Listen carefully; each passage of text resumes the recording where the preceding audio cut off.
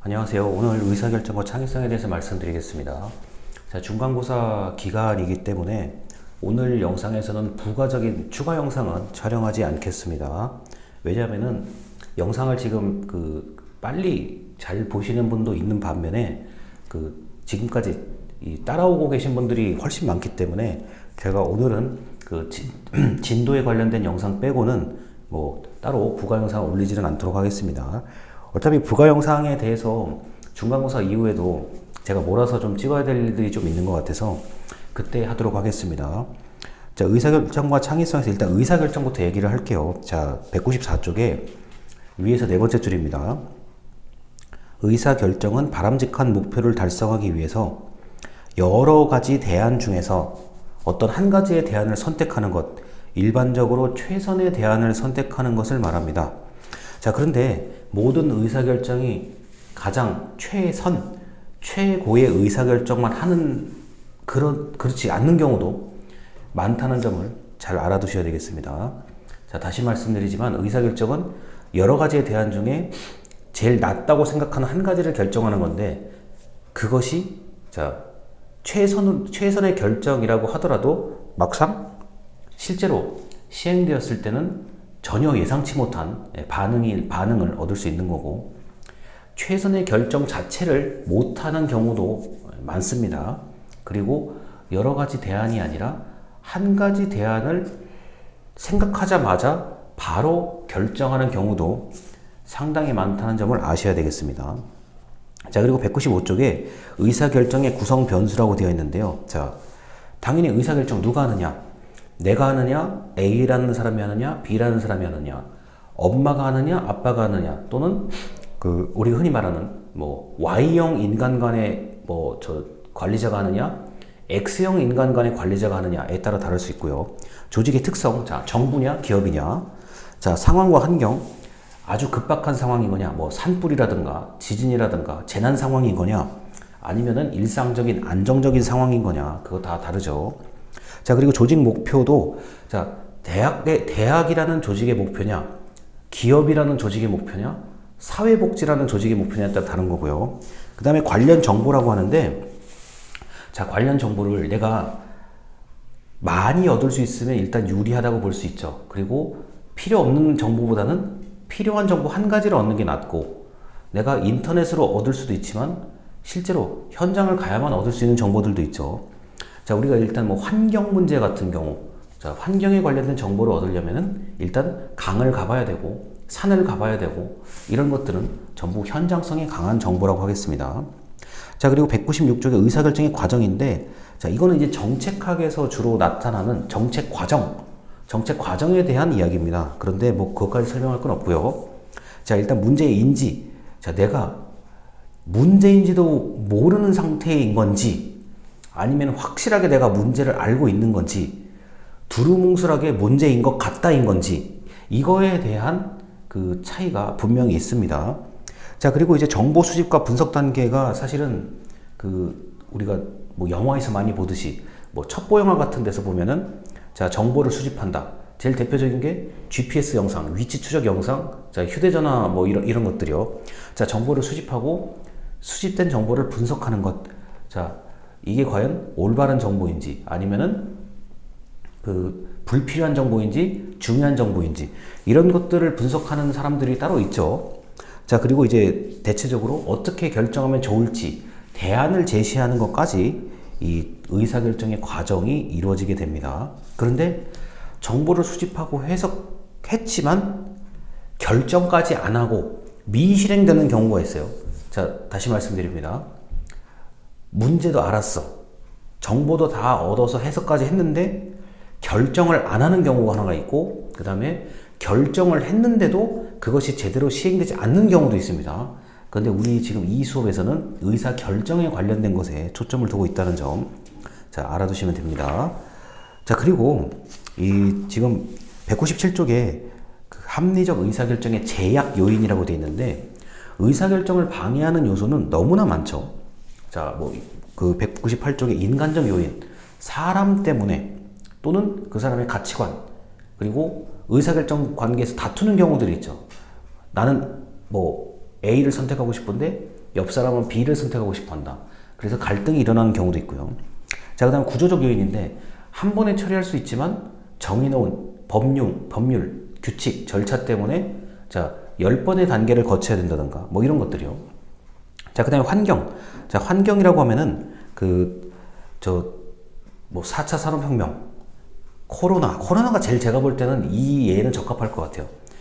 원래대로라면 작년의 것을 기준으로 수정 보완하면 반응이 좋을 텐데 코로나 상황 때문에 작년의 사례를 그대로 가지고 오지 못하는 경우, 자, 이럴 때가 바로 환경적 요인이라고 할 수 있겠습니다. 자, 그 다음에 이제 가치 결정과 사실 결정인데요. 이미 많이 들어보셨을 거라고 믿습니다만 199쪽의 위에서 두 번째 줄이요. 가치 결정이란, 자, 이 목표를 왜 해야 되는지, 자, 옳은 건지 틀린 건지, 자, 맞는 건지 안 맞는 건지 이런 거에 대한 거죠. 자, 마땅히 정부는 무엇을 해야만 한다라고 했을 때는 가치 결정이라고 보시면 되겠습니다. 자, 그런데 그 다음 문단이요. 199쪽에 위에서 세 번째 문단. 한편, 자, 예측에 관련된 사실 결정, 자, 이른바 팩트라고 돼 있죠. 자, 우리나라에서 이제 사실 결정을 가장 도와주는 기관은 통계청이죠. 자, 통계는 뭐 가치 판단의 요소가 사실은 별로 없습니다. 인구, 뭐 지방, 중앙, 공무원의 뭐 숫자, 그 다음에 경제 상황, 실업률 이런 것들이요. 이거는 뭐 가치 판단의 여지가 사실 없는 부분이거든요.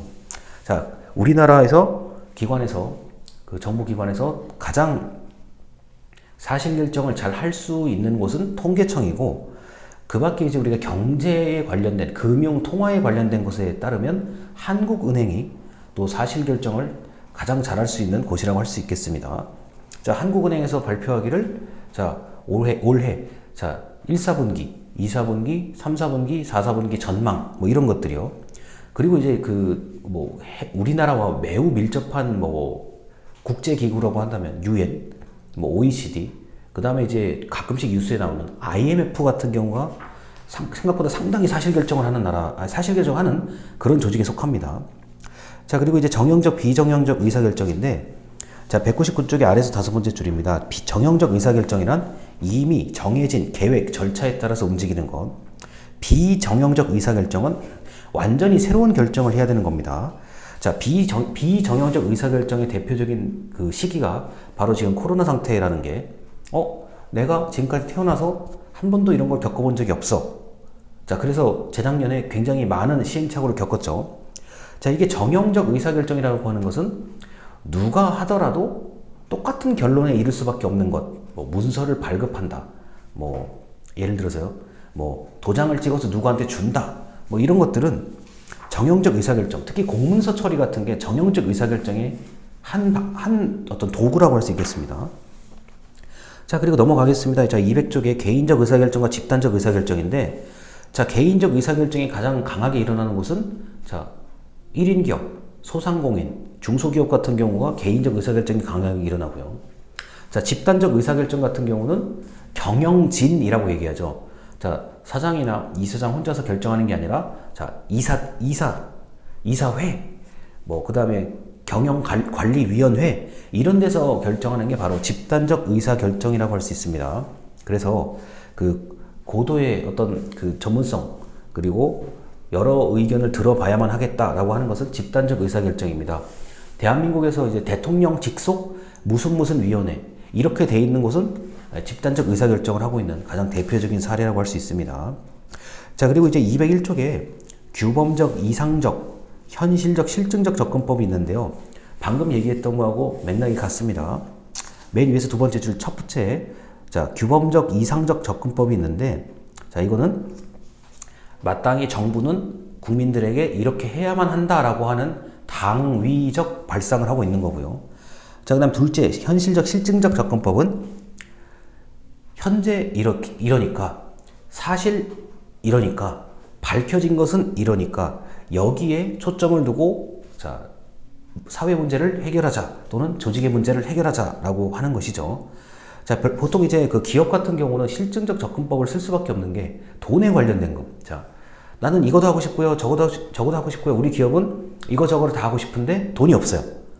자, 특히 기업 같은 경우는 재무제표를 정확하게 따져봐야 되는데 내가 뭔가를 이 사업을 하고는 싶은데 당장 다음 달과 다다음 달에 갚아야 될 돈이 있어요. 그건 재무제표 복식북에서는 그게 금방 보이니까요. 이렇게 되면은 답이 없는 거죠.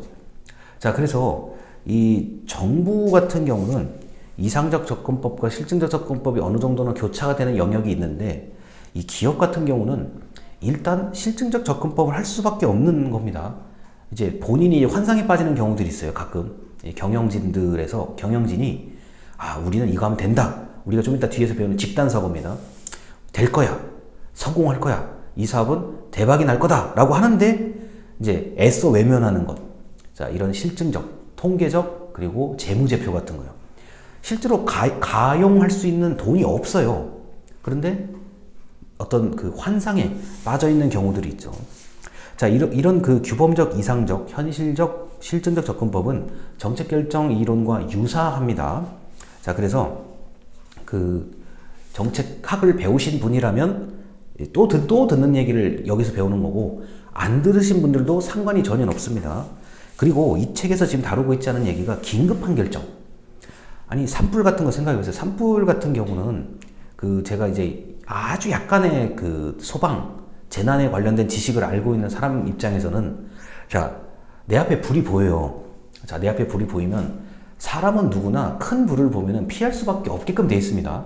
그런데 강력한 훈련, 그러니까 저도 예전에 이제 소화 훈련, 불 끄는 훈련 같은 걸 해보면은, 자, 일부러 사람 이렇게 안 다치게끔 해놓긴 하지만 불이 이렇게 확 타오르는 걸 보면은 멈칫할 수밖에 없게끔 본능적으로 그렇게 돼 있어요. 그런데 우리는 인간은 훈련을 통해서 극복하게끔 연습을 하죠. 계속 뒤에서 교관이 지시를 하죠. 자, 앞쪽으로, 자, 몇 걸음 더 가고, 자, 그때 무슨 장비를 풀어서, 자, 무슨 장비를 설치해서, 또는 무슨 장비를, 자, 이게 노즐이라고 하죠. 노즐을, 자, 틀어서 끄게끔 만든다는 거죠. 자, 저 같은 경우는 폐쇄형, 그러니까 갇혀있는 건물에서 끄는 거, 그 다음에 야외에서 작게 불을 일부러 피워놓고 끄는 거, 그 다음에 대피 훈련, 그 다음에 어떻게 이게 응급구조, 이런 것 등을 이제 과거에 저도 이제 일정한 기간 동안 했었던 기억이 있는데, 자, 이런데 이렇게 긴급한 상황일 경우는 지금 현재 배우고 있는 이런 좀 고급스러운, 그리고 시간을 두고 봐야 되는 의사결정하고는 관련이 없어요. 자, 그런데 그렇다고 의사결정을 아무렇게나 하느냐? 제가 지금 말한 거에 답이 있어요. 불은 두려워해요. 사람은 누구나 불은 두려워해요. 근데 훈련, 그 다음에 지식, 이런 것을 계속 꾸준히 연습을 하면서 두려움을 점차 해소해 나가죠. 그리고 자, 내가 처음에는 무서웠는데 불을 한번 꺼보니까 어느 정도 요령이 생기고, 자, 1년 정도 소방관 얘기입니다. 불을 꺼보니까 이제 더 요령이 생기고, 모르면 선배한테 물어보고, 또 내가 후배한테 가르쳐주고, 이게 10년, 20년이 쌓이면은 어느 정도 답이 나온다고요. 이번에 이 사건은 어떻게 화재를 진압할 것인지, 자, 소방관은 어떻게 위치를 잡아서 어떻게 들어갈 것인지, 이게 처음에 이게 각을 잘 잡고 들어가야 되는 게 중요하거든요. 산불도 마찬가지인데, 자, 문제는 이런 경우는 긴급한 결정을 할 수밖에 없는 거. 자, 가끔 뉴스를 유심히 보시는 분들은 이런 걸 볼 수가 있죠. 자, 불이 계속 번지고 있다. 자, 우리의 방어선은 어디를 구축할 것인가? 그러니까 방어선을 구축한다는 거는 보통 소방관 한 팀이죠. 그 팀 뒤에는 더 이상 빠져나갈 곳이 없는 민가가 있다든가, 주유소가 있다든가, 이게 이제 만약에 이 방어선이 해제가 되면 더 큰 불로 이어질 수 있는 것들이 있거든요. 자, 그런 것들을 다 나름대로 어떻게 해야 될 것인가? 자, 어디를 버리고 어디를 반드시 지켜야 되는지, 그리고 바람이 좀 불면 요만한 불씨는 아주 멀리 날아가면 1km까지 날아가죠. 나는 분명히 앞에서 불을 끈다고 생각했는데 갑자기 내 뒤에서 불이 갑자기 새롭게 타오르고 있어요. 이런 경우는 불 끄는 나는 고립될 가능성이 높아지죠. 자, 그러면 빨리 결정해야 돼요. 야, 우리가 대피를 할 거냐? 아니면 우리가 여기서 진압을 할 거냐? 이런 것들이요. 이런 것들은 굉장히 긴급한 결정이죠. 왜냐? 사람의 생명이 달려있기 때문에 그렇습니다. 자, 군인들도 마찬가지로 우리가 전투 상황, 지금 우크라이나, 러시아 상황인데, 자, 우리가 공격을 할지, 여기서 그냥 머물러 있을지, 아니면 다른 목적지로 가야 되는지, 이거를 굉장히 빨리 결정을 해줘야 되죠. 자, 우리가 죽더라도, 적과 우리가 같이 죽더라도, 뭐, 영화에서 아주 가끔씩 영화에서 그런 얘기들을 하죠. 적과 우리가 같이 죽더라도 그냥 똑같이 폭격을 해라. 어떻게든지 되게 될 것이다 라고 이제 굉장히 강력한 결정을 하죠. 이른바 브로큰 에로 같은 거죠. 그거는 이렇게 우리가 교과서에서 알 수 있는 이런 긴급한 이 교과서에서 배우고 있는 안정적이고 시간을 두고 생각해야 될 문제가 아닌 거죠. 긴급한 의사결정을 말하는 겁니다. 하지만 긴급한 의사결정 잘할 수 있으려면 평소에 지식과 기술과 연습, 그 다음에 본인의 심신의 어떤 안정성이 굉장히 중요한 거죠. 아니, 만약에 심신이 불안정한 사람이 그런 긴급한 결정을 잘 하는 것보다는 심신이 평소에 안정적인 사람이 잘 결정할 확률이 조금이라도 높겠죠. 자, 이렇게 해서 의사결정의 기본적인 이론에 대해서 다 말씀드렸습니다. 감사합니다.